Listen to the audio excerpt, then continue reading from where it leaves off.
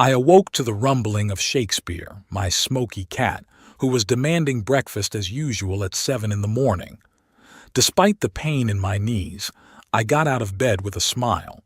64 isn't such an advanced age, but years spent bent over antiques in constant tension hadn't gone unnoticed. My one-bedroom apartment on the second floor of an old but well-kept house in Central High Point has been my sanctuary for the past 15 years. Not luxurious, but cozy and filled with memorabilia I'd collected throughout my life. The living room, with its bay window and antique mahogany desk I'd restored myself, served as my office at the same time.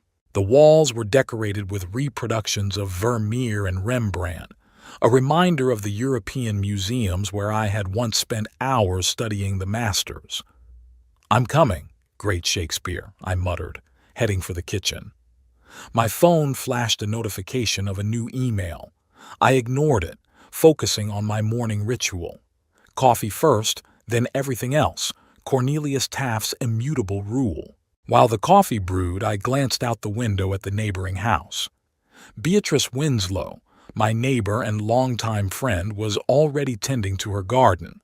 A 68-year-old former college literature professor, she had moved to High Point about the same time I had after my divorce. Weekly Thursdays over chess and a nice glass of wine had become our tradition. Coffee was ready, and I finally opened my email. Most of the emails were the usual spam, but one caught my eye. The sender was Adelaide Pierce, curator at the Institute of Historical Heritage. I knew her by reputation, a respected scholar working with rare historical documents. "Dear Mr. Taft, the Institute of Historical Heritage is seeking an expert to evaluate a recently discovered collection. Given your reputation in the field of historical documents, we would like to discuss a possible collaboration. The case requires absolute confidentiality. If you are interested, please contact me by noon today." I hummed. My reputation. 20 years ago, I'd been practically banished from the professional community because of an accusation of forensic forgery. The Jefferson Letters scandal had destroyed my career at Hayward & Sons, the auction house where I was a leading expert on historical documents. At the time, I insisted on the authenticity of the collection, which was later declared to be a skillful forgery. Years later, it turned out that I was right, but my reputation was already ruined. Since then, I have worked as an independent appraiser, advising private collectors and small auction houses. I lived modestly but decently. However, offers from institutions such as the Institute of Historical Heritage were rare. I dialed the number listed in the letter. "Adelaide Pierce speaking," came the energetic female voice. "Cornelius Taft speaking. I received your letter about the collection. Mr. Taft, thank you for your prompt reply. You're the only expert we're willing to entrust with this work. It's about a recently discovered archive believed to belong to one of the founding fathers. The documents were found in the vault of an old estate in Virginia." "Why me?" I asked directly. "There must be dozens of experts with impeccable reputations." A pause on the other end of the line. "Because you were right then, with the Jefferson Letters. We did our own investigation. Your methodology was impeccable. Plus, you have unique experience with documents from this particular period." I sat down, feeling my pulse quicken. "When do you want to start?" "Immediately. The terms of the contract are more than generous. $57,000 a month for a project that will take at least a year. Full confidentiality, of course." I almost choked on my coffee. 57,000? A month? These documents could rewrite the history of our country's founding, Mr. Taft. Their value is immeasurable, as is their liability. I'll have to think about it. Sure, but no more than 24 hours. The collection requires immediate appraisal and conservation. After the call ended, I sat staring out the window for a long time. $57,000 a month, a sum that would change my life forever. I could buy the house I'd always dreamed of. I could travel. But most importantly, I could finally prove my professional worth. The ringing of the phone snapped me out of my musings. The name Peyton popped up on the screen. My daughter. I took a deep breath, preparing myself for another unpleasant conversation. "Hi, Peyton," I answered in as cheerful a voice as possible. "Daddy, did you forget?" Her voice sounded annoyed. "You promised to take Octavia to the doctor today. Damn it. I really forgot. My granddaughter, the only person in the family who seemed to genuinely love me. I'm sorry, I have an important appointment today. An unexpected job offer." A pause, then a sarcastic laugh. "Another once-in-a-lifetime opportunity? Dad, at your age, you should stop chasing ghosts. It's a serious offer, Peyton, from the Heritage Institute." Sure. Her voice oozed condescension. "Anyway, Ashton said he'd drive her himself. He doesn't trust your wreck. The last thing we need is for you to break down in the middle of the road with Octavia." I gritted my teeth. My Volvo was 15 years old, but it was in excellent condition. I took meticulous care of the car, as I did with everything I owned. "Tell Octavia I'll call her tonight," I said, trying to stay calm. "If you don't forget." Peyton snorted and hung up. I put the phone away, feeling a familiar heaviness in my chest. My daughter. We'd once been close, but after the scandal and divorce from her mother, everything had changed. Peyton, then 17, had chosen her mother's side. I didn't blame her. At the time, the press portrayed me as a fraud trying to cheat the auction house. After Peyton married Ashton Hawthorne, an ambitious financial analyst, our relationship became even more strained. Ashton made it clear that he considered me a loser and a bad influence on their daughter. I stepped out onto the small balcony of my apartment, watching Beatrice fiddling with her roses. She spotted me and waved. "Is there any coffee left?" she called out. I was almost done. 15 minutes later, Beatrice was sitting in my kitchen listening with interest to the Institute's offer. $57,000? She whistled. "Cornelius, that's amazing. But why such a strange sum?" I shrugged. "I have no idea. Maybe some kind of formula for calculating it. More importantly, they know the truth about Jefferson's letters. Beatrice knew the whole story. We met when I first moved to High Point, trying to make a fresh start after the scandal." "You have to take it," she said firmly. "This is your chance to not only restore your reputation, but to ensure a comfortable old age." "And what about the principle of never return to the scene of the crime?"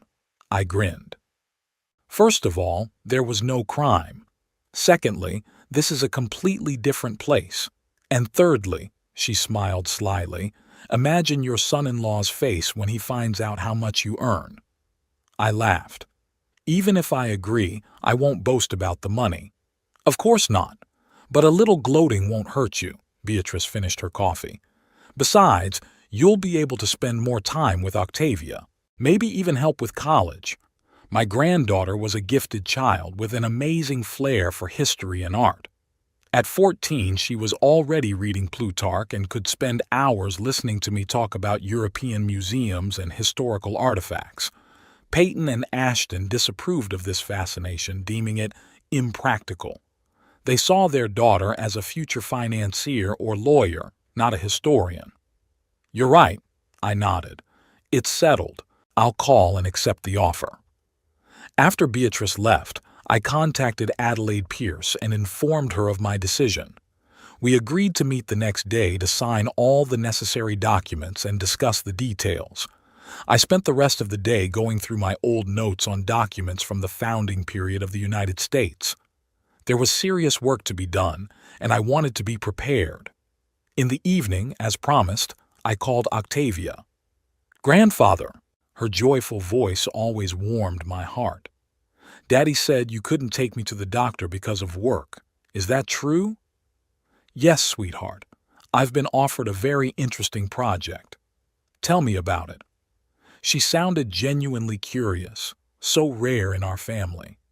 "It has to do with some very old and important documents, but I can't tell you the details yet.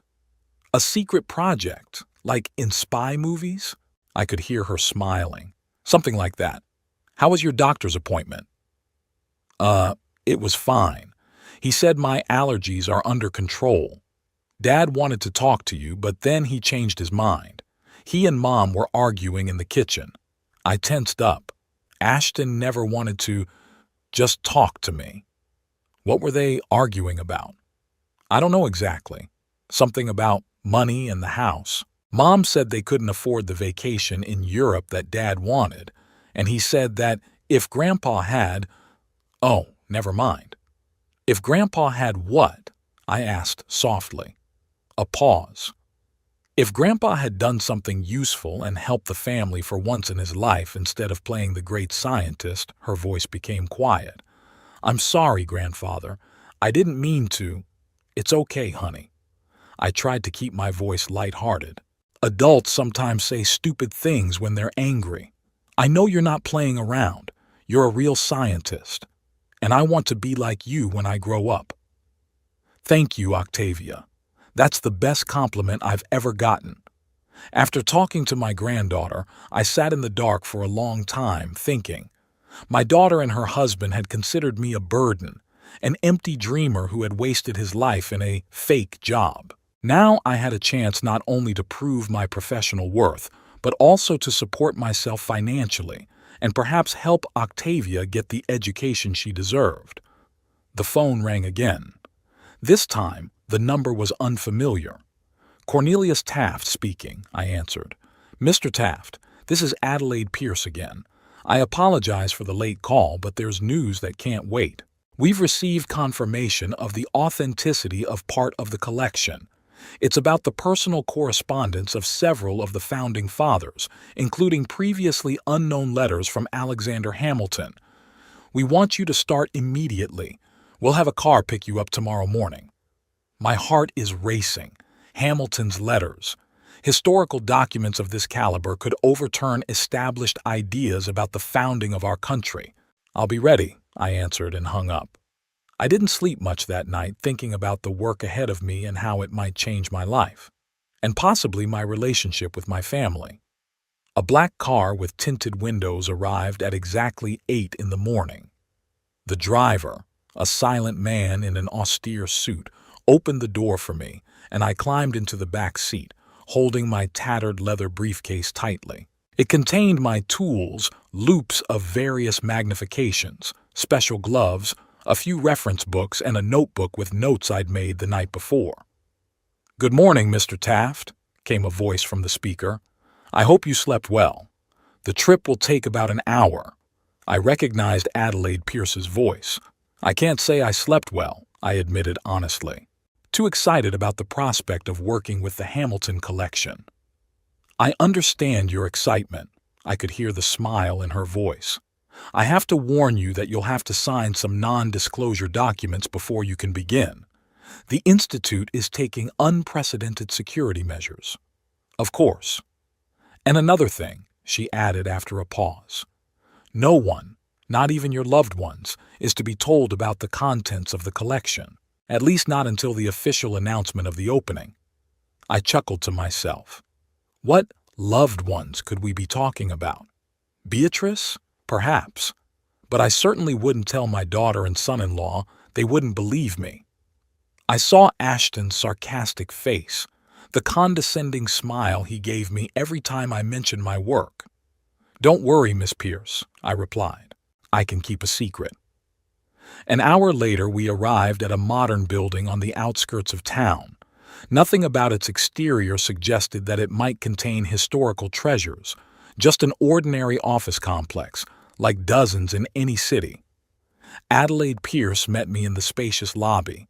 She appeared to be a young woman no older than 40, with intelligent eyes and a determined chin. "Welcome to the Institute, Mr. Taft." She gave me a firm handshake.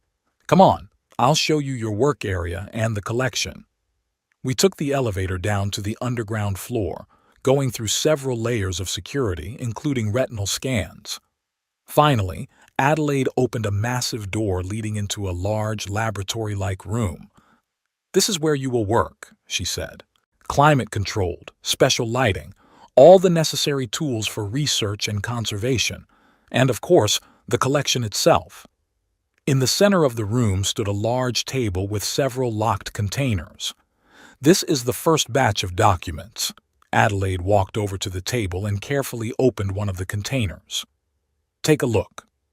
I leaned over the container and my breath caught. A letter written in neat handwriting on yellowed paper, signed at the bottom, "Yours always, A. Hamilton." "Amazing," I whispered, carefully putting on my gloves. The condition was excellent for a document of this age. They'd been stored in an airtight container in the wall of the old manor house. "Perfect conditions for preserving the paper," Adelaide explained. "I'll leave you alone with the collection. Here is your temporary pass and a contact number. If you need anything else, just call." Left alone, I immersed myself in my work. Time lost meaning as I carefully studied document after document, making notes, checking the authenticity of the paper, the ink, the handwriting.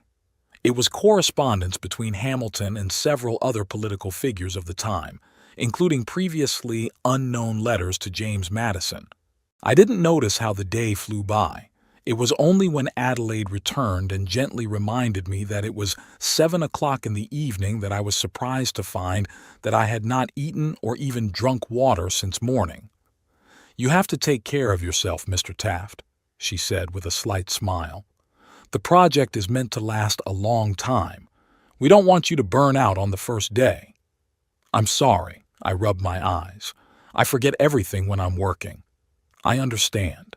A car will take you home. Same time tomorrow?" "Of course." I carefully put my notes in my briefcase. "Miss Pierce, these documents, they're fascinating. They may change our understanding of some aspects of early American politics. That's why we came to you," she nodded. "Your reputation as someone who sees what others miss was a deciding factor. On the drive home, I felt pleasantly tired and exhilarated. For the first time in many years, I was doing truly important work, and well-paid work at that. Maybe life gives you a second chance after all. When I got home, I found Shakespeare meowing unhappily at the empty bowl. "Sorry, old boy," I stroked his furry head. It had been an unusual day. After the cat was fed, I found a note slipped under the door. Beatrice's handwriting. "Just came by to see if everything was all right. Shakespeare is fed. Waiting to hear about the first day. B." I smiled. "It's good to have a friend who cares about you and your cat." Just as I was about to call her, my phone rang. Ashton's name popped up on the screen. That's weird, it was usually Peyton. "Hello?" I answered with some wariness. "Cornelius," my son-in-law's voice sounded unnaturally friendly. "How are you?" "Fine, thank you. Something wrong?" "Why, happened." He laughed fake laugh. "We just wanted to invite you to dinner this Saturday. It's a family thing, no big deal." I frowned. I'd been invited to family events no more than 5 times in the last 3 years, and each time it had ended in awkwardness and tension. "What's the dinner in honor of?" I asked bluntly. "We just want to get together. Octavia's been asking about you." We have some news." I sighed. Ashton never just called. Something was brewing and I wasn't sure I wanted to be a part of it. On the other hand, the chance to see Octavia. "Okay," I agreed. "What time?" 6 o'clock. "And Cornelius." He paused. "Would you mind not telling Octavia about your, historical stuff this time? Peyton and I are worried she's getting too caught up in this impractical stuff." I felt my fists clench. "History is hardly impractical, Ashton." Yeah, sure." He laughed fake laugh again. "It's just that we want her to focus on subjects that will help her build a career. You understand?" "I understand," I replied dryly. "I'll see you Saturday." I hung up the phone and took a deep breath, trying to calm myself down. Shakespeare jumped on my lap, demanding attention. "What do you say, old boy?" I scratched him behind the ear. "Is it worth going?" The cat only purred in response, covering his eyes in pleasure. For the next 3 days, I was fully immersed in the collection.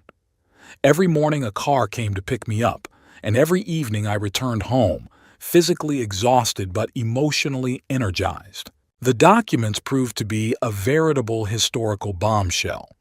They contained unknown details about the formation of the financial system of the young United States and Hamilton's personal opinions about his contemporaries. Beatrice was the only person with whom I shared my impressions, carefully avoiding specific details. "You look happy," she remarked as we sat on my balcony Friday evening. "I haven't seen you like this in a long time." "I feel needed," I admitted, as if all those years of waiting and fighting for my reputation had finally borne fruit. "It should be," she raised her glass of wine. "To new beginnings." "To new beginnings," I echoed. We were silent, enjoying the warm evening and the view of the small park across the street. "I'm going to Peyton and Ashton's for dinner tomorrow," I said finally. I had no idea what they wanted. Beatrice pressed her lips together. "Be careful. That Ashton never seemed sincere to me." "I know, but I want to see Octavia." "Of course," she squeezed my hand gently. "Just remember that you don't have to put up with their neglect, especially now that your career is on the rise again." Saturday came all too quickly. I put on my best tweed jacket, dark blue shirt, and khaki pants. After some thought, I decided to add a silk handkerchief to my breast pocket, a small touch of elegance that always lifted my spirits.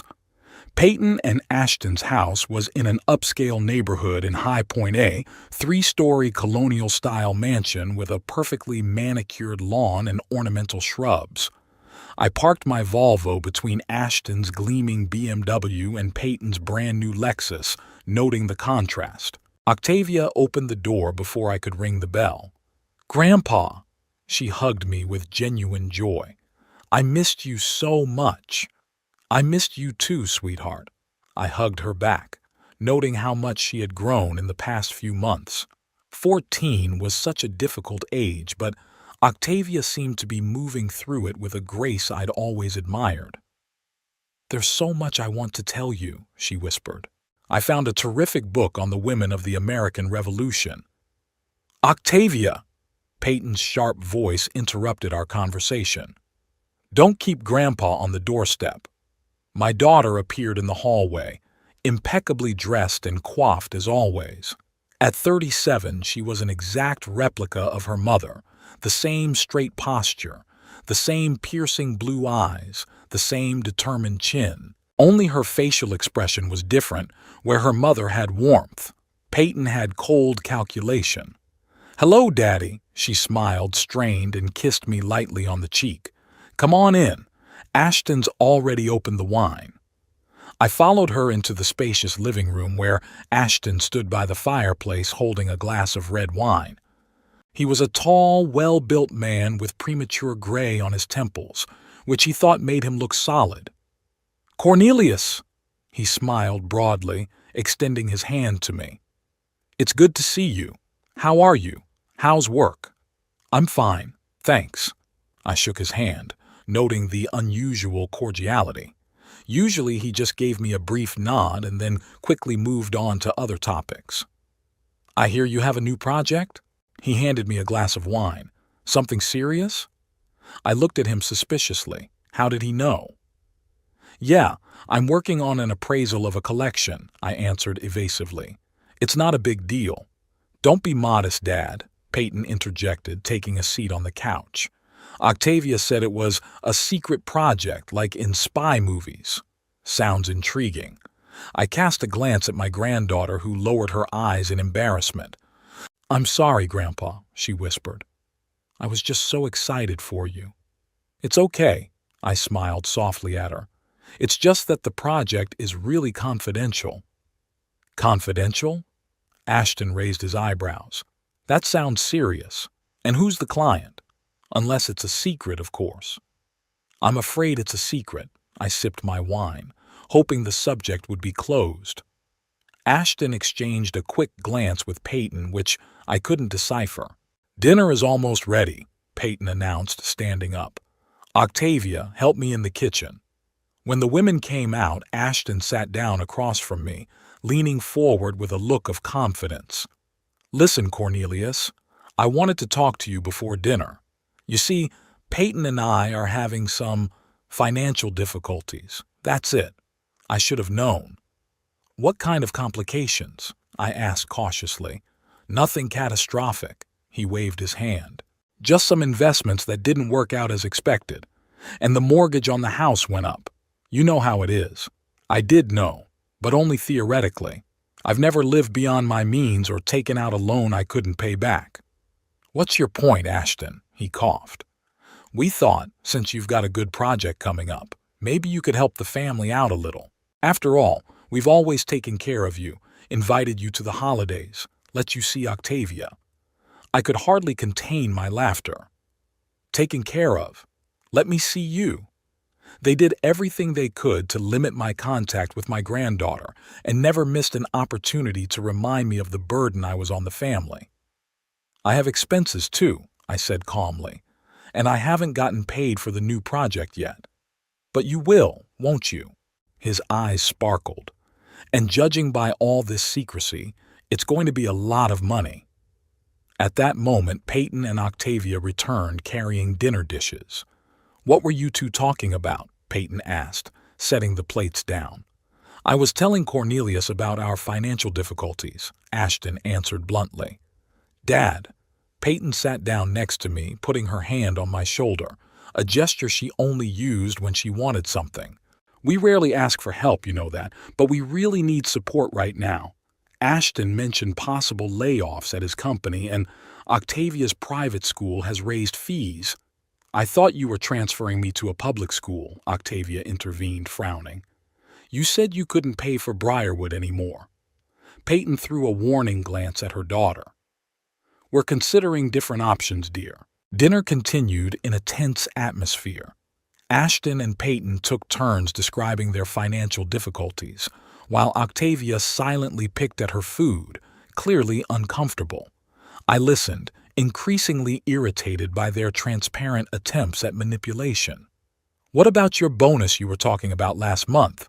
Octavia asked suddenly, turning to her father.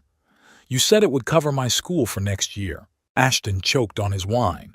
It's complicated, dear. The bonus has been postponed. But you bought new golf clubs, she said innocently. And you renewed your club membership. That's for work, Ashton retorted. Business is done on the golf course, you know that. I hid a smile. My granddaughter was observant beyond her years. After dessert, Peyton sent Octavia upstairs to do her homework despite her protests. When it was just the three of us, the atmosphere changed. Dad, Peyton began, still maintaining her friendly tone, there's something else we need to discuss. I'm listening. I leaned back in my chair, feeling like the real purpose of the dinner would finally be revealed. It's about Octavia. She exchanged a glance with Ashton. We've noticed that when she talks to you, she becomes dreamy. Talking about a career in history, museums, ancient documents. We're concerned. Why? I asked her directly. She's a smart girl with an appetite for knowledge. Isn't that what you want for your daughter? We want her to be successful, Ashton interjected. What's a career in history going to get her? A low salary and no prospects? Look at you, Cornelius. You've spent your life dealing with dusty papers, and where are you now? I felt the blood rush to my face. I'm in a place of my own choosing, Ashton, doing what I love and what I know. And living in a small apartment, barely making ends meet, Peyton added, with a note of pity in her voice. Dad, we love you, but we don't want that for Octavia. Is that what this is about? I put my glass on the table. You invited me here to tell me that I'm a bad influence on my own granddaughter. Not so harshly, Peyton sighed. We just think it would be better if you see each other less often, at least until she decides on her future career. I looked at my daughter, trying to see her as the little girl who once sat on my lap, listening to stories about ancient civilizations. But the woman in front of me was a stranger, with cold eyes and a calculating mind. I'm her grandfather, I said quietly. The only grandfather she has. You can't stop us from communicating. We can, Ashton said firmly. "And we will if we have to. Octavia is our daughter and we decide what's best for her." "What about what she wants?" I asked, feeling the anger building up inside. "She's a child," Peyton cut her off. "She doesn't know what she wants." I stood up, realizing that this conversation was pointless. "So you invited me here to ask me for money and then to tell me I can't see my granddaughter anymore?" I shook my head. "That's amazing." "Dad, don't be dramatic." Peyton stood up too. "We just want what's best for Octavia. And for you too. At your age, you should be thinking about retirement, not spending the last of your energy on these projects." I was about to reply when I noticed Octavia standing in the dining room doorway. I could see from her face that she had heard enough. "You can't forbid me to see my grandfather," she said in a trembling voice. "It is not fair." "Octavia!" Peyton exclaimed. "You should be upstairs. This is an adult conversation." "An adult conversation about using Grandpa and then throwing him away?" The girl's voice was filled with contempt. "I heard that. You want his money, but you don't want him to be part of our family."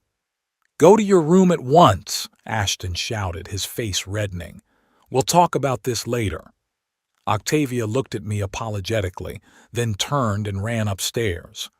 I heard the door of her room slam. "I think I should go," I said, heading for the exit. "Dad, wait," Peyton followed me. "Don't leave like that. We're just worried about Octavia's future."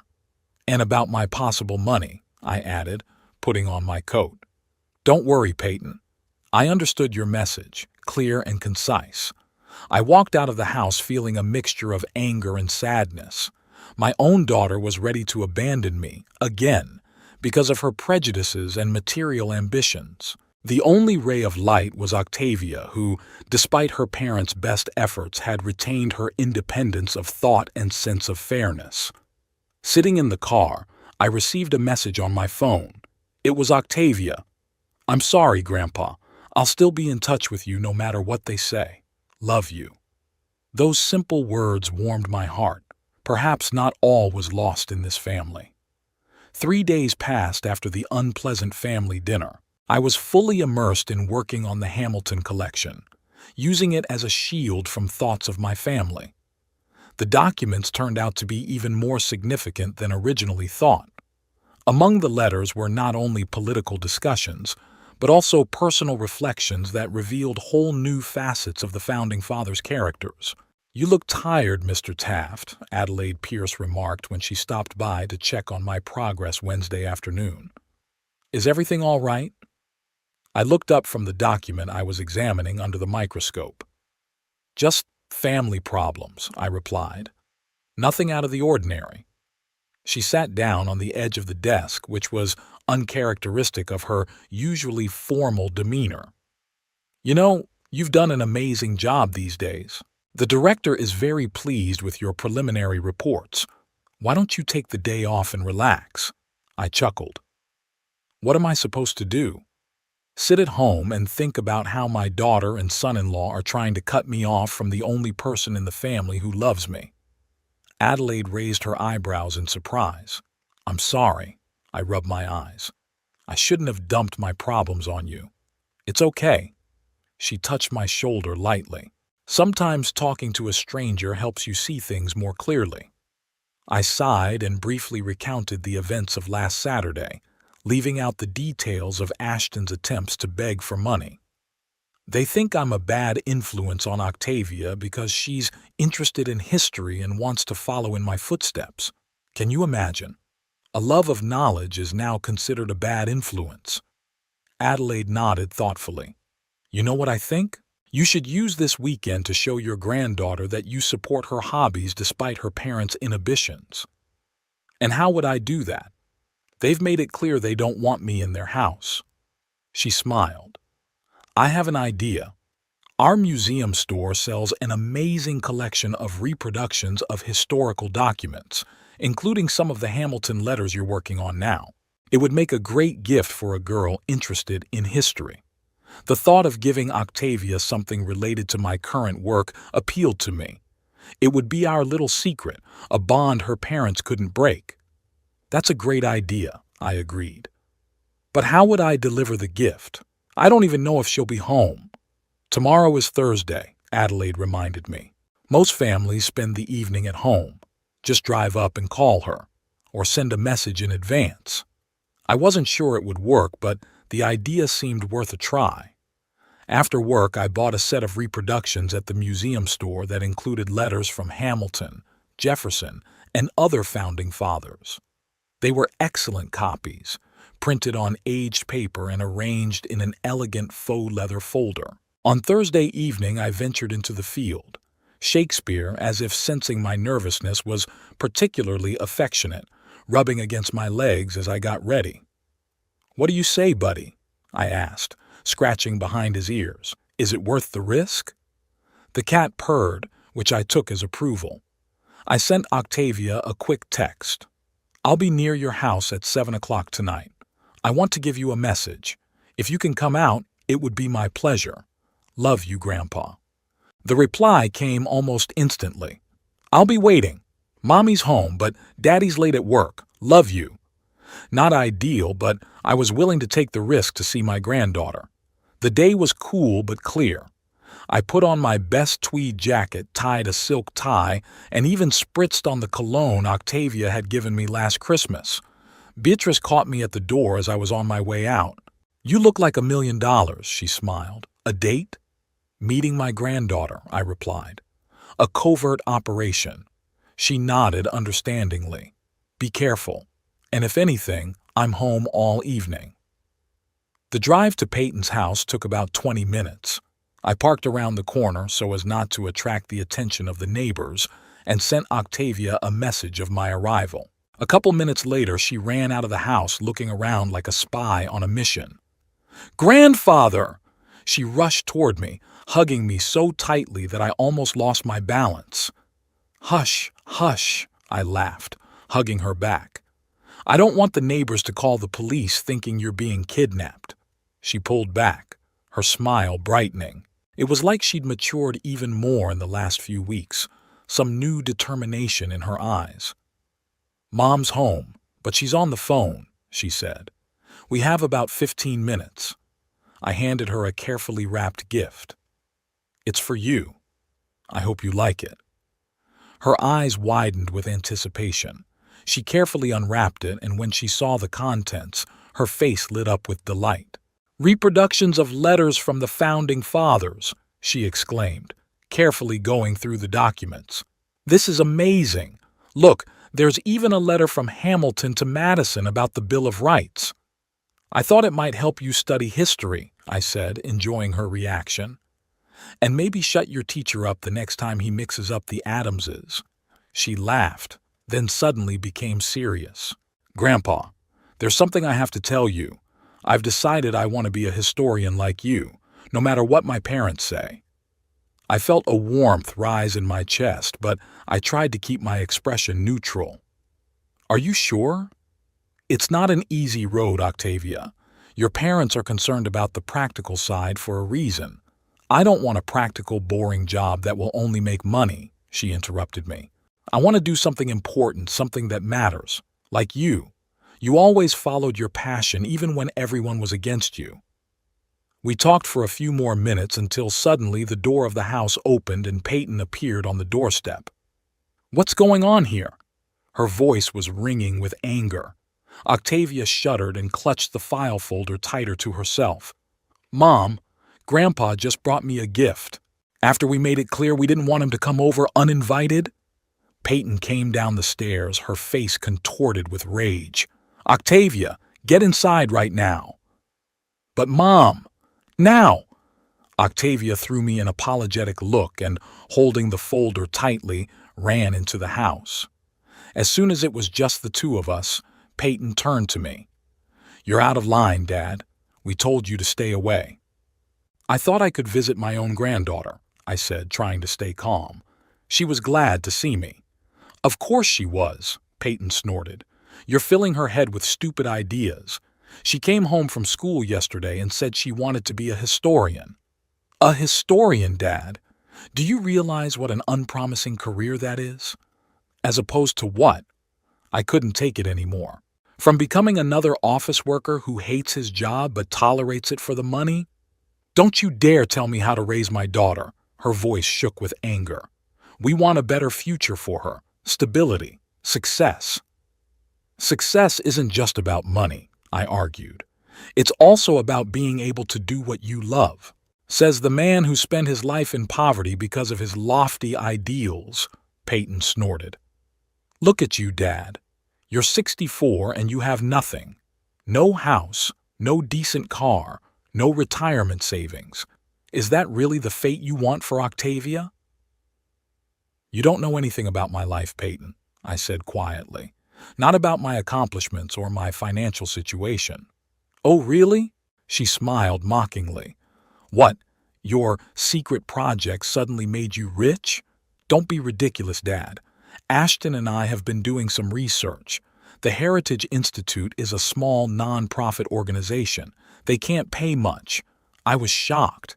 They were making inquiries, spying on me. This is crossing all lines. I turned to leave. I'm leaving. Yeah, go. Peyton followed me. And don't come back until we invite you. Which probably won't be for a while. I had already taken a few steps when she added, and don't try to bribe Octavia with your historical documents again. We won't let you influence her. Something inside me snapped. I turned around, feeling the blood pulsing in my temples. This was a gift. From the bottom of my heart. Because I love my granddaughter and have her best interests at heart, unlike you. Her interests?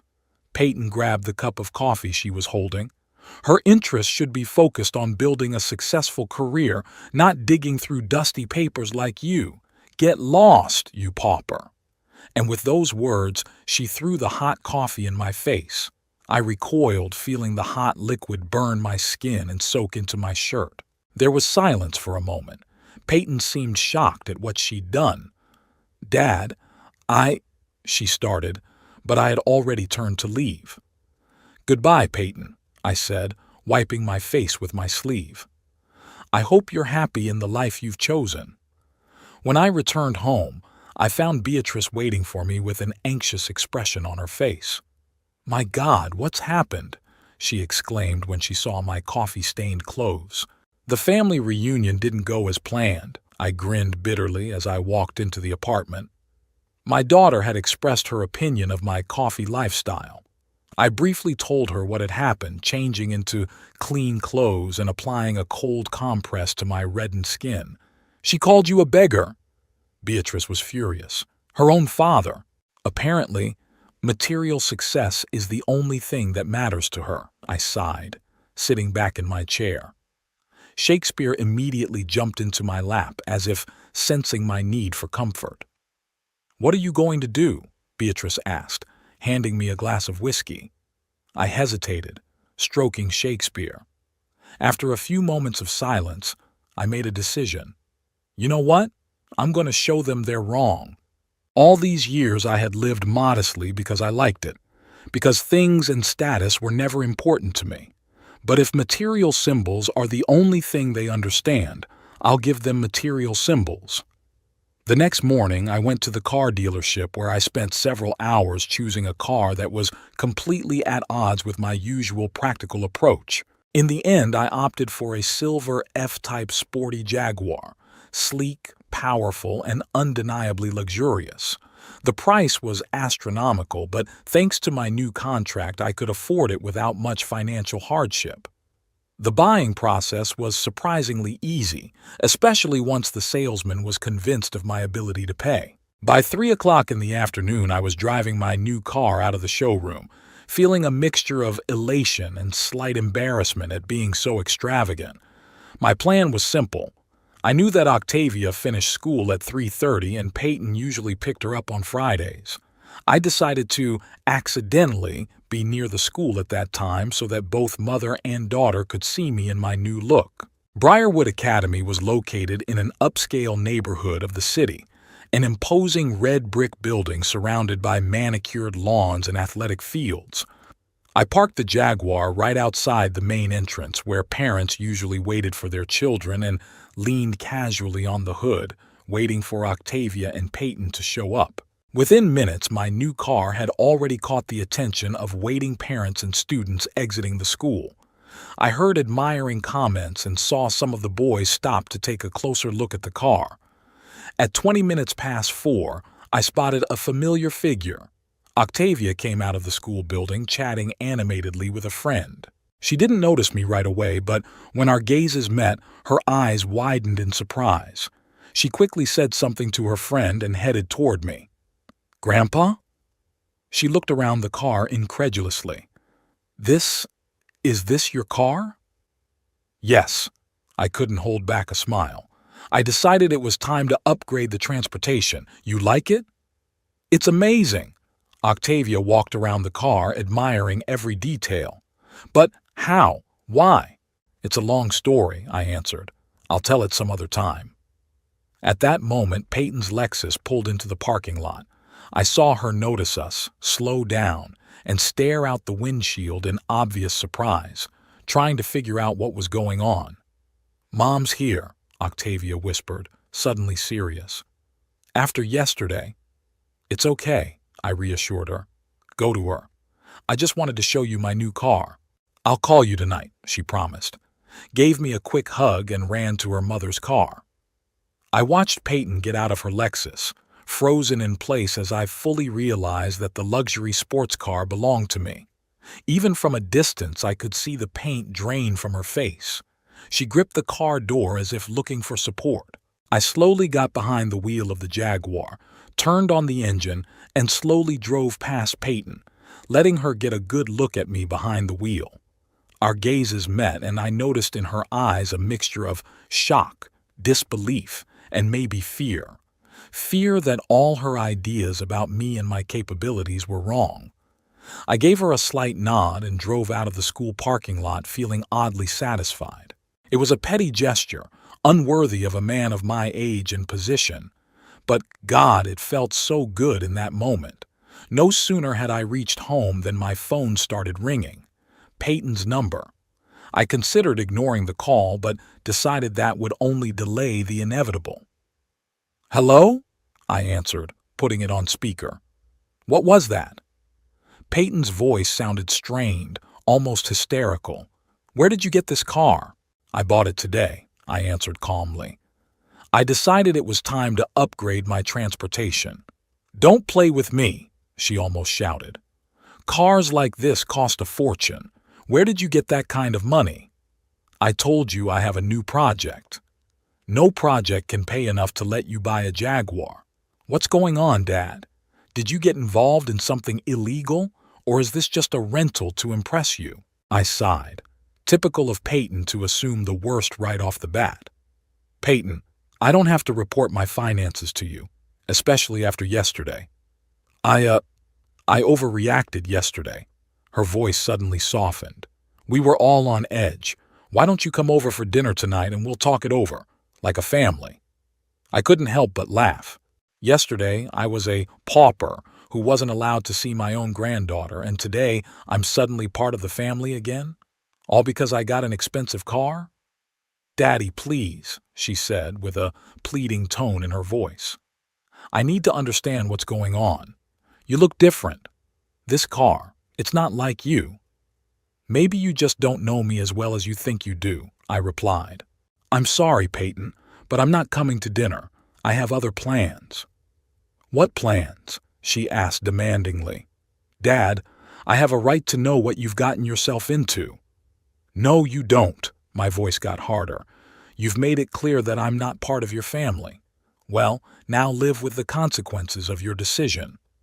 I hung up, feeling a strange mixture of bitterness and satisfaction. The phone rang again, but I ignored it. Instead, I focused on the road, enjoying the smooth ride of my new car and the realization that, for the first time in years, I was in control of my relationship with my daughter. When I pulled up to my house, I saw Peyton's Lexus already parked in the driveway. She herself was waiting on the steps, pale and clearly agitated. When she saw me, she moved toward me, looking at me and the car as if she couldn't believe her eyes. "Daddy, we need to talk," she said, coming closer. "I want an explanation. Where did you get the money for this car? What was the project? Why didn't you say anything?" I looked at Peyton standing in front of my new Jaguar with a look of shock and disbelief on my face. Her confidence and disdain from yesterday had been replaced by a confusion that she hid poorly. "Daddy, please, let's talk," she repeated, taking a step toward me. "I just want to understand what's going on." I calmly locked the car and headed toward the driveway as if I didn't notice her agitated state. "Cornelius Taft!" Her voice became harsh. "I'm your daughter, and I have a right to know where you suddenly got the money for a luxury sports car." I stopped and slowly turned to her. "Yesterday I was a beggar who you forbade to see your own granddaughter. And today you suddenly remembered that I'm your father." Her cheeks turned slightly red. "Yesterday I overreacted. You know my temper. I inherited it from you, by the way. I don't remember ever pouring coffee on someone and calling them derogatory nicknames," I said dryly. Peyton lowered her eyes, suddenly looking like a little girl who knew what she'd done was wrong. It reminded me of when she was still my little girl, not the cold and calculating woman she'd become. "I apologize for my behavior," she said quietly. "It was unforgivable.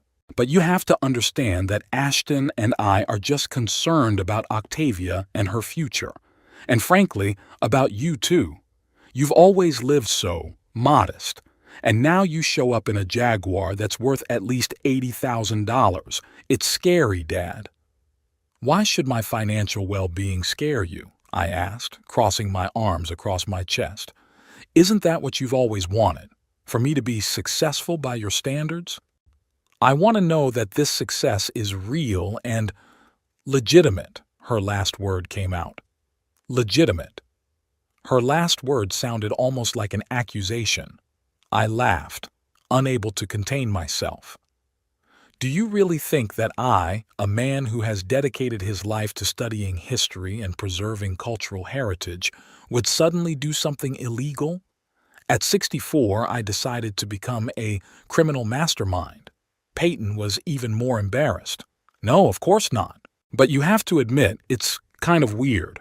All your life you've barely made ends meet, refused my financial help out of pride, and now all of a sudden you're driving around in a car that costs as much as a small house." I sighed. There was some truth to what she said. My sudden, extravagant purchase did seem unusual for a man of my stature. "Peyton, I got a well-paid contract. That's all you need to know. I can't divulge the details because of a confidentiality agreement." "But what kind of contract? With whom? How much?" She wouldn't give up. "Dad, I just want to make sure you're not being lied to or used." "I'm not being cheated or taken advantage of," I said firmly. "And I'm perfectly capable of taking care of myself no matter what you think of me." At that moment, Beatrice came out of the driveway carrying a garbage bag. When she saw us, she slowed down, assessing the situation. "Hello?" She nodded to Peyton. "Beautiful day, isn't it?" "Hello, Miss Winslow." Peyton smiled, strained. "Yes, it's a beautiful day." "Did your father show you his new automobile?" Beatrice smiled slyly, clearly enjoying the moment. "It's an amazing car, isn't it?" "Yes, it is," Peyton agreed. "I was just asking where it came from." "Oh, your father is a very important person now," Beatrice winked at me.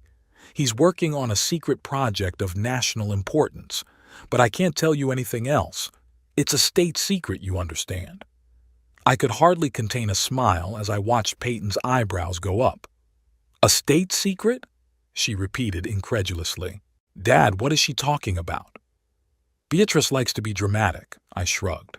"But yes, my project does require complete confidentiality, and that's the end of the subject." Beatrice, having thrown out the trash, came back to us. "Peyton, would you like to come in for a cup of tea? I was just baking your father's blueberry pie. He said you loved it when you were a kid." My daughter looked confused by this sudden change of subject, but nodded. "Yes, thank you."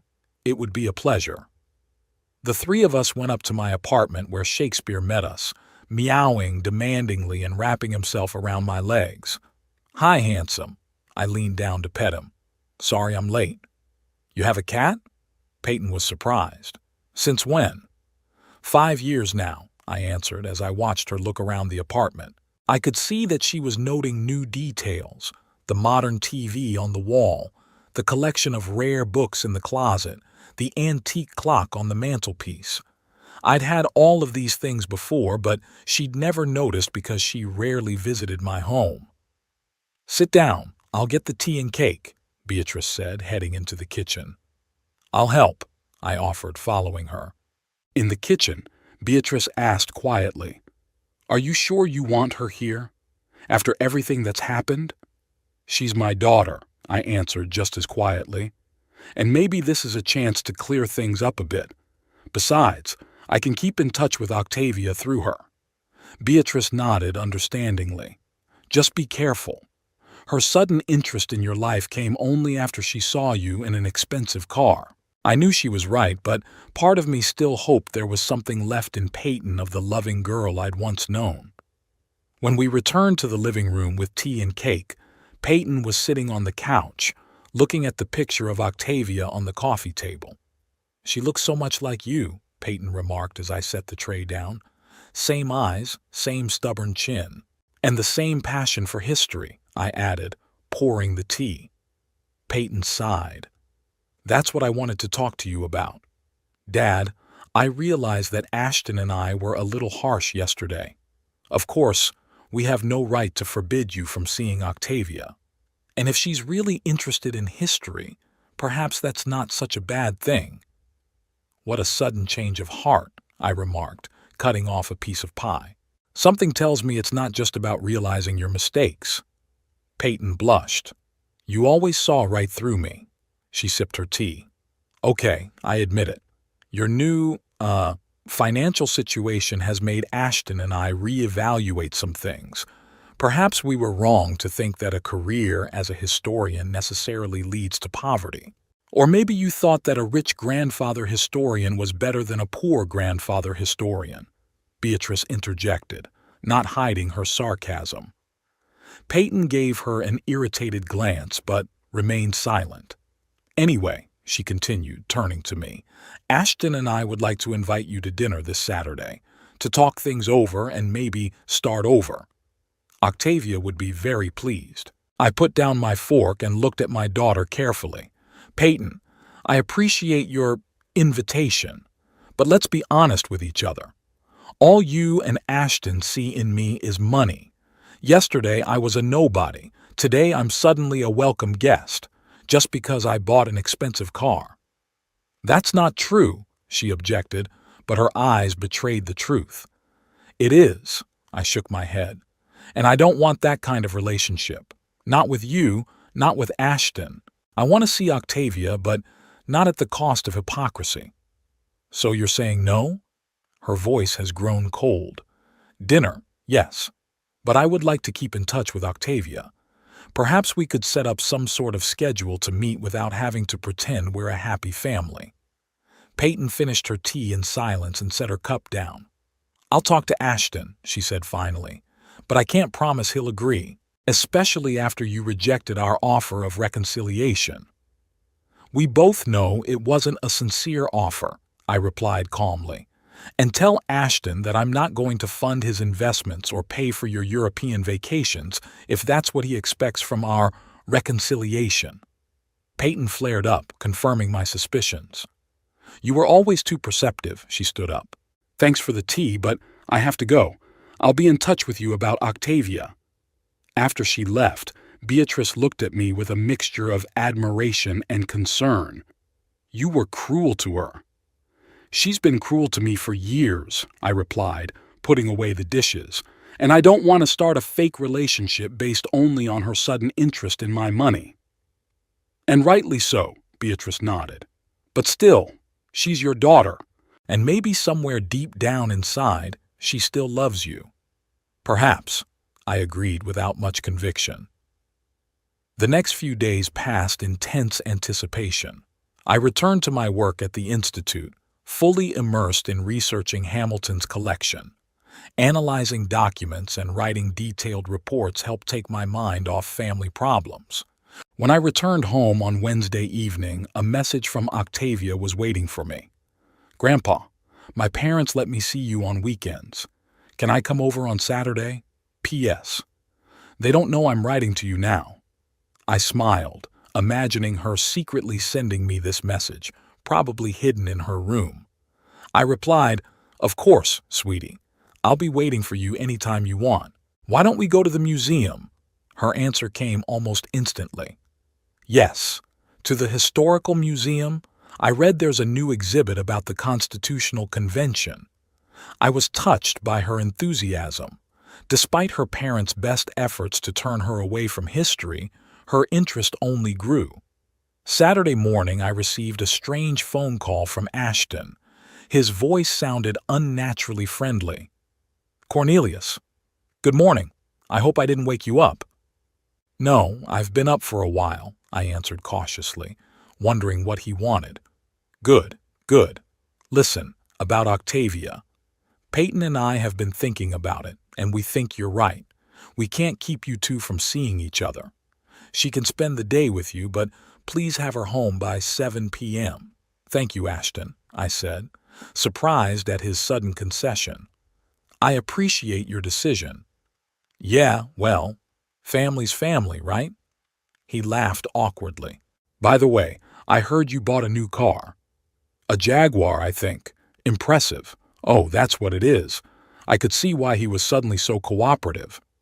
"Yes, I decided to treat myself," I said neutrally. That's great. You deserve nice things, Cornelius.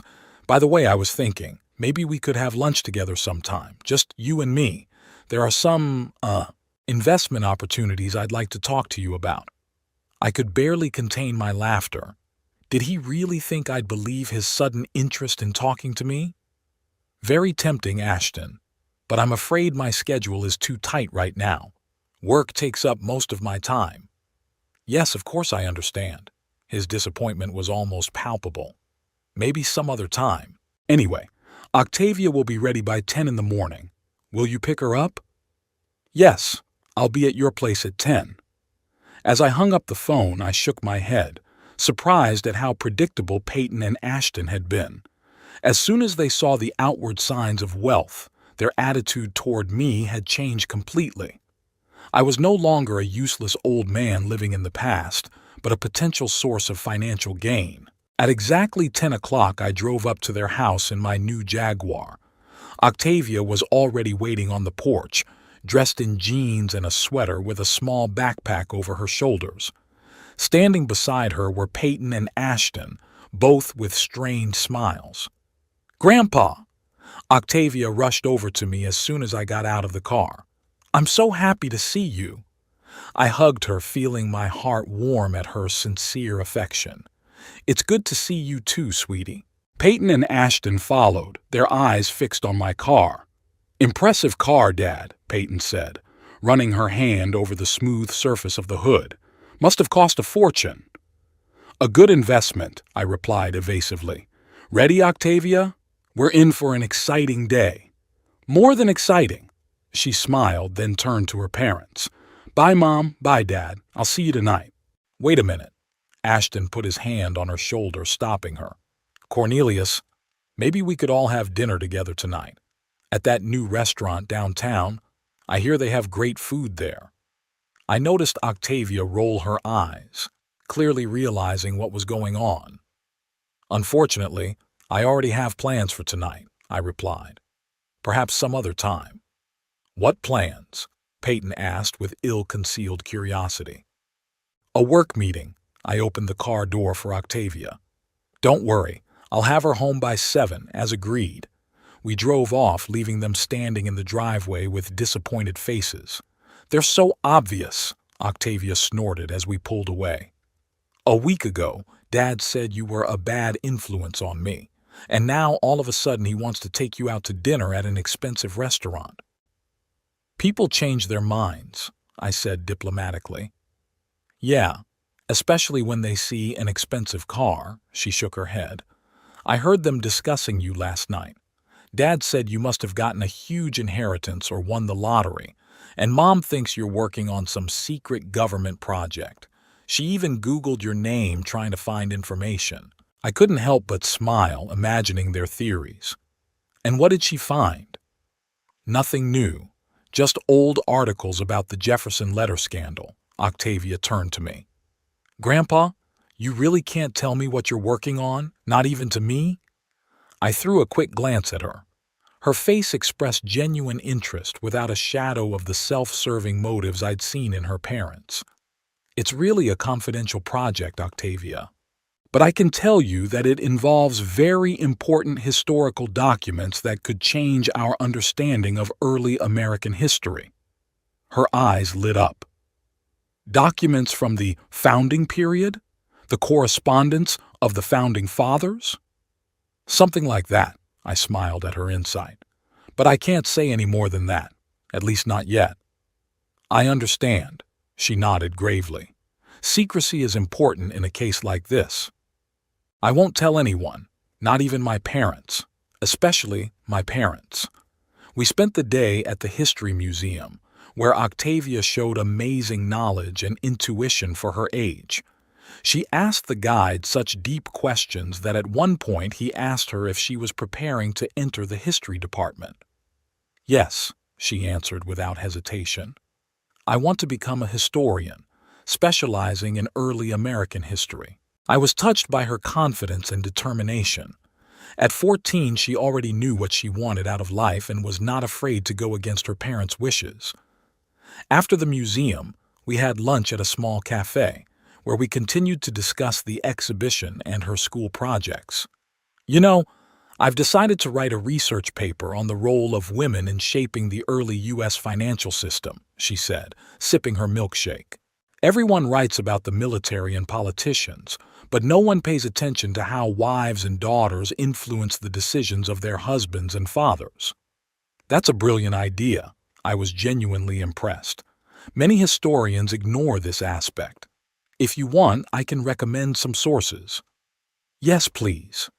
She pulled out a notebook ready to take notes. And grandfather, thank you for supporting me. At home, I can't talk about history without causing annoyance. Your parents are just worried about your future, I said, even though I didn't really believe those words myself. They want you to be successful. But what is success? She put the notebook aside. For them, it's just money and status. But I think real success is doing what you love and doing something meaningful. Like you. I was touched by her words. You know, Octavia, I wasn't always so sure of my choices, especially after the Jeffersonian letter scandal. There were times when I wondered if I should have gone against the tide. But you were right. Her eyes sparkled. And everyone knows that now, don't they? Not everyone, but some important people do, I smiled. And it's a reminder that sometimes you have to wait a long time for the truth to prevail. After lunch, we decided to take a walk in the park. It was a beautiful day, warm for fall, with bright sunshine and a light breeze rustling the leaves that were beginning to turn yellow. Grandfather, Octavia stopped suddenly at the pond where the ducks were swimming. I wanted to ask, are you happy? In general, in your life? Her question caught me off guard. I hesitated, looking at the calm surface of the water. Yes, I think I'm happy, I finally answered. I've had an interesting life, full of ups and downs. I did what I loved even when it was hard. I have true friends like Beatrice, and I have you, my wonderful granddaughter. So yes, I am happy. Even though Mom and Dad, she faltered awkwardly. Parent-child relationships can be complicated sometimes, I said softly. Your mom wasn't always like that. When she was little, we were very close. She loved it when I told her stories about ancient civilizations and great historical figures. Did she? Octavia looked surprised. She never talked about it. A lot changed after the scandal and my divorce from your grandmother, I sighed.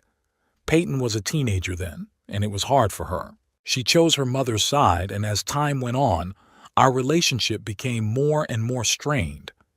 And now she's suddenly interested in you again because you bought an expensive car, Octavia said with an uncharacteristic cynicism for her age.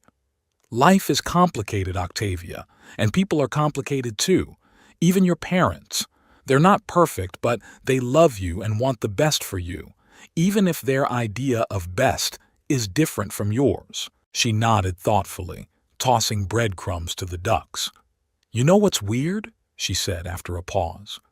They always told me that money wasn't important, that it was more important to be a good person. But all they talk about is status, career, expensive things. And now all of a sudden they've decided that you're a fit grandfather again, just because you have money. People often contradict themselves. I put my hand on her shoulder. It's important that you decide for yourself what values are the most important for you. I've already decided, she smiled at me. I want to be like you.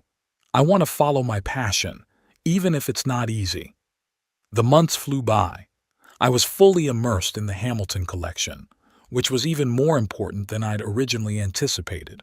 Every day brought new discoveries, unknown details of the founding of the U.S. financial system, personal reflections of the founding fathers on the future of the nation, secret agreements between political figures of the time. Adelaide Pierce became not just a colleague, but a trusted friend. Her in-depth knowledge of historical documents and preservation helped me move through my work faster than I expected. Cornelius, you've done an incredible job, she said one evening as we went over my reports together.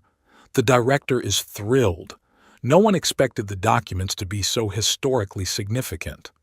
Thank you, but it's not just me, I replied, leaning back in my chair. My back was aching after hours spent working on the microscope. Without your support and help, I wouldn't have gotten through this so quickly. She smiled, gathering the papers into a folder. I have news for you. The director wants to meet with you tomorrow. I think it will be about renewing your contract.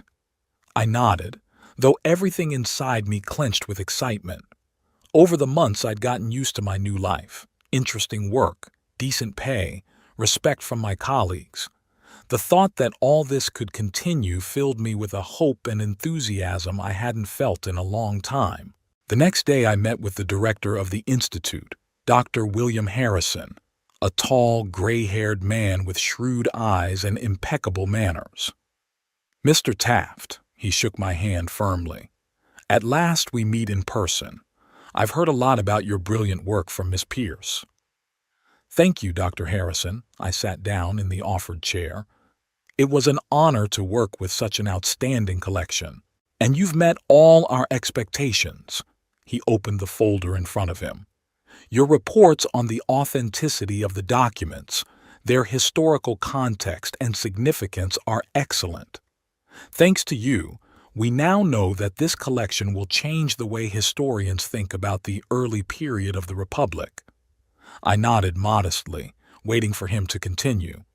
In fact, that's why I invited you here today. He motioned a document toward me. The Institute would like to offer you a permanent position as a senior expert on historical documents. The contract is for 5 years with the possibility of extension. I took the document, running my eyes over the terms. The salary was more than generous, even more than I was getting from my current project. I don't know what to say, I said, feeling a lump in my throat. It's an honor. It's our honor, Mr. Taft, the director smiled.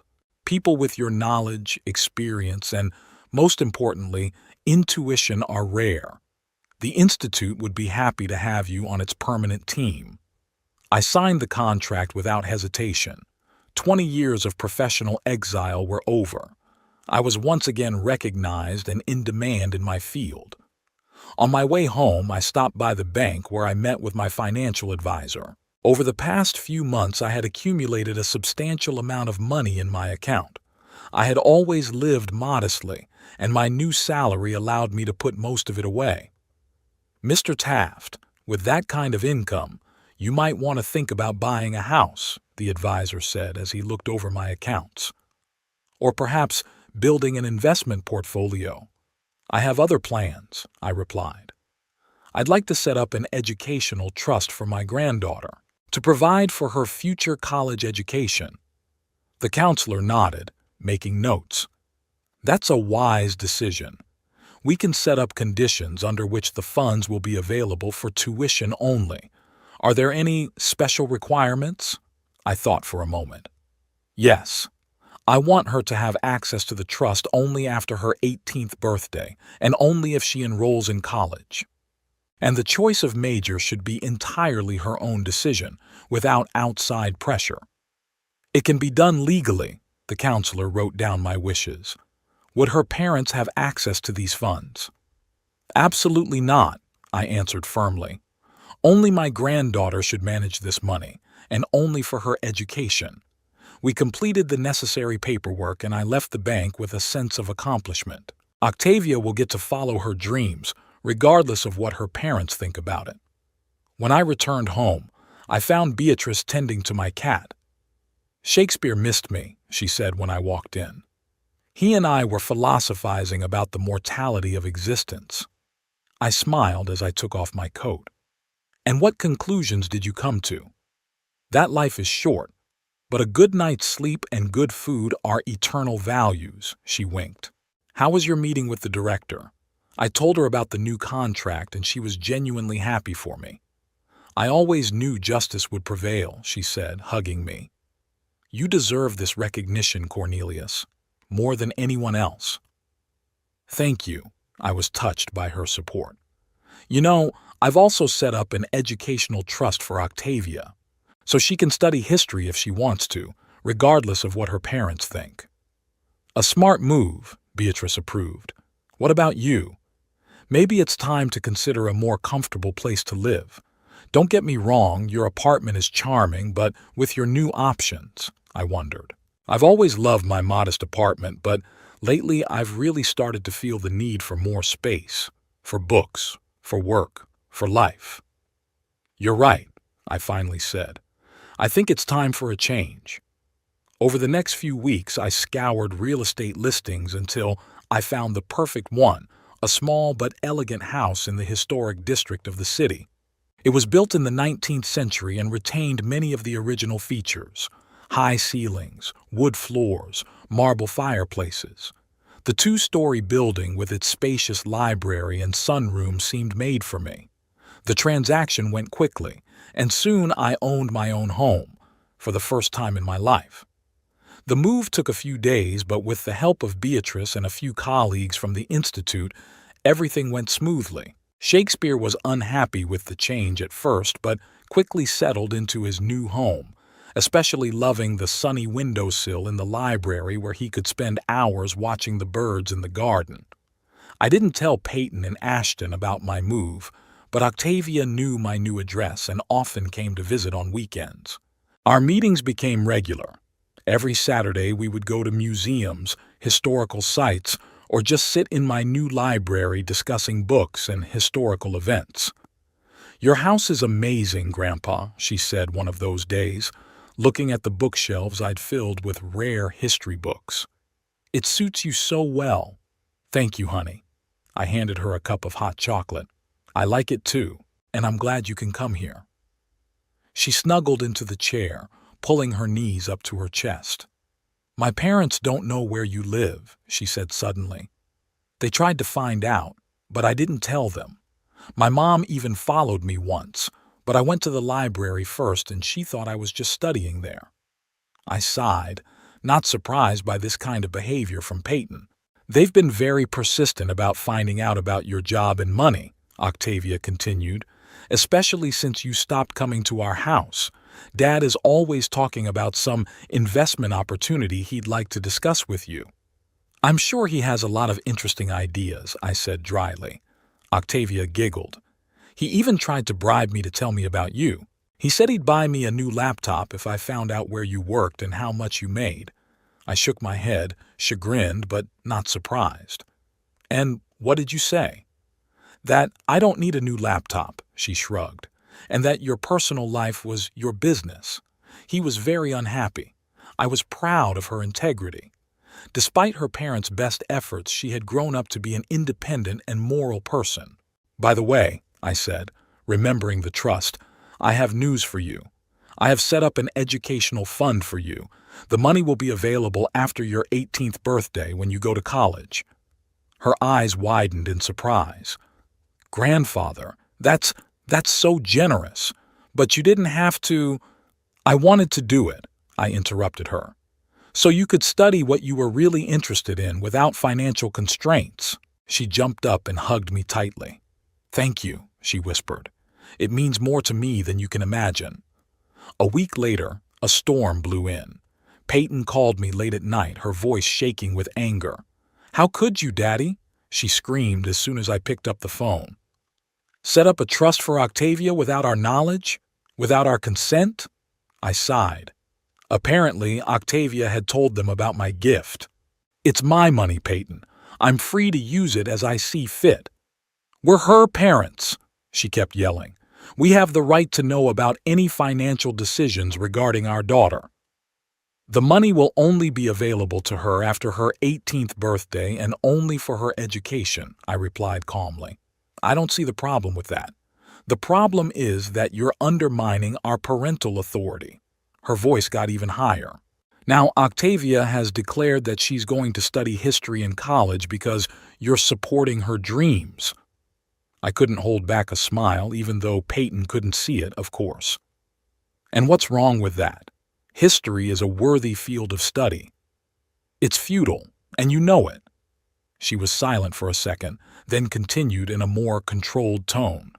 "Listen, Dad, we have to get together and talk about this. All of us together as a family. Ashton says we can find a compromise." "What kind of compromise, Peyton?" I asked tiredly.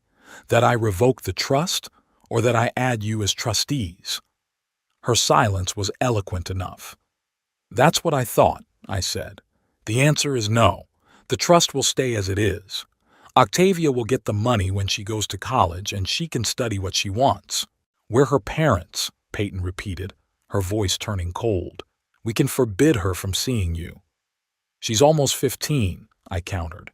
"She'll be an adult in 3 years. Do you really want to spend those years in conflict with her? Because believe me, if you forbid her to see me, she'll never forgive you." Peyton was silent. I knew she understood the truth of what I was saying. Octavia was too much like me, stubborn, principled, ready to fight for what she thought was right. "We'll come to see you tomorrow," she said at last. "The whole family. We must discuss this in person." "I have no desire to see you or Ashton," I replied. "But Octavia is always welcome in my house. You haven't even told us where you live now." Her voice was irritated again. "We only heard about your move from Octavia." "Because I didn't want you to know," I answered honestly. "Given your behavior lately, I prefer to keep my distance." "That's ridiculous," she snorted. "We're your family, Dad." "No, Peyton. You and Ashton are not my family. You were clear about that when you called me a pauper and forbade me from seeing Octavia. The only member of your family I care about is my granddaughter." "You can't be serious." Her voice trembled. "Whatever happened in the past, we can fix it, especially now that your financial situation has improved." "Exactly," I grinned bitterly. "Especially now. When I was just an old man with little income, you wanted to get rid of me. Now that I have money, you suddenly remember family ties. That's hypocrisy, Peyton."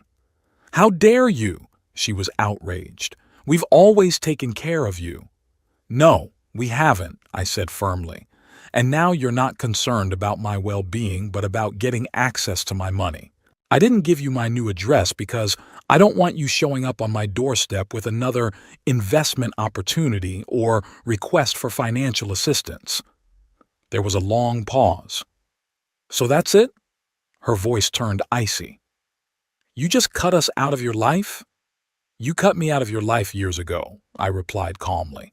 "I'm just making it official. The only thing I ask is that you don't interfere with my communication with Octavia. What if we forbid her from seeing you?" She sounded threatened. Then in 3 years, when she gets access to the trust and goes off to college, you'll probably never see her again, I said, knowing my words were cruel but true. She's smart and independent, Peyton, and she won't forget if you try to control her that way. Peyton took a deep breath. You've changed, Dad. Money has changed you. No, Peyton. I'm still the same person I've always been. You're the one who didn't see the real me until you decided I could be financially useful. After that conversation, I expected trouble, but to my surprise, Peyton and Ashton didn't forbid Octavia from seeing me. Perhaps they realized it would only alienate their daughter, or perhaps they still hoped to gain access to my finances through her. Instead, they changed tactics, suddenly becoming unusually interested in the story. Ashton had even bought some books on the Founding Fathers and was trying to discuss them with Octavia. It's so obvious, my granddaughter told me during our regular Saturday meeting. Dad suddenly started saying that maybe a career as a historian wasn't such a bad idea, that he'd always liked history, he was just worried about my future. And you believe him? I asked, pouring the tea. She snorted. Of course I don't. He can't even tell the difference between Adams and Jefferson. Yesterday he asked if Hamilton had been president. We laughed together, and I felt a warm wave of pride in my granddaughter. Despite her parents' best efforts, she had stayed true to herself. But you know what, Grandpa? She continued, becoming serious. Despite all their attempts at manipulation, I can't hate them. They are my parents, and somewhere deep down inside they love me. They just don't understand. I was touched by her wisdom and generosity. You're right, Octavia. They love you in their own way, and it's important to remember that, even when you don't agree with them. She nodded, looking thoughtfully into her cup. I want you and Mom to make up. She's your daughter, like I'm her daughter. Shouldn't a family stick together despite their differences? I sighed, feeling a familiar heaviness in my chest. Was there still hope for reconciliation with Peyton? After everything that had happened? After years of estrangement and recent hypocrisy? Sometimes the wounds are too deep, Octavia, I said softly. But I promise I won't close the door completely. If your mother ever wants a real reconciliation, not because of money or status, but out of a genuine desire to repair the relationship, I'll be willing to listen to her. Octavia brightened, as if my words gave her hope. Thank you, Grandfather. That's all I ask. That evening, after I saw Octavia off, I sat in my new library for a long time, staring at the dancing flames in the fireplace. Shakespeare purred in my lap, enjoying the warmth and peace. My life had come full circle, from success to downfall and back to success again, from family man to outcast and now to a man who had found his way and his place in the world again. I didn't know if I'd ever be able to reconnect with Peyton. Perhaps too much water had flowed under the bridges of our lives. But I knew one thing. Octavia would go her own way with my support and faith in her. And maybe, through her, the thread of the family bond would not be permanently severed. After all, history teaches us that time can heal even the deepest wounds. And as a historian, I couldn't help but hope that this lesson would prove true for my own family as well. The Hamilton Letters Project was completed on time. The Institute was planning a grand exhibition that would be a sensation in academic circles. My name was first on the list of experts working on the collection, a kind of rehabilitation after 20 years of professional neglect. I was ready for a new chapter of my life, with a new home, a secure future, and a granddaughter who carried my passion for history. The relationship with my daughter remained fractured, but I had learned to accept it as part of my own story, complex, imperfect, but still mine. And at the end of the day, sitting in my library with a book in my hands and a cat on my lap, I could honestly say that despite all the hardships and losses, I had lived life by my own rules and stayed true to myself, and that, in the end, was more important than anything else.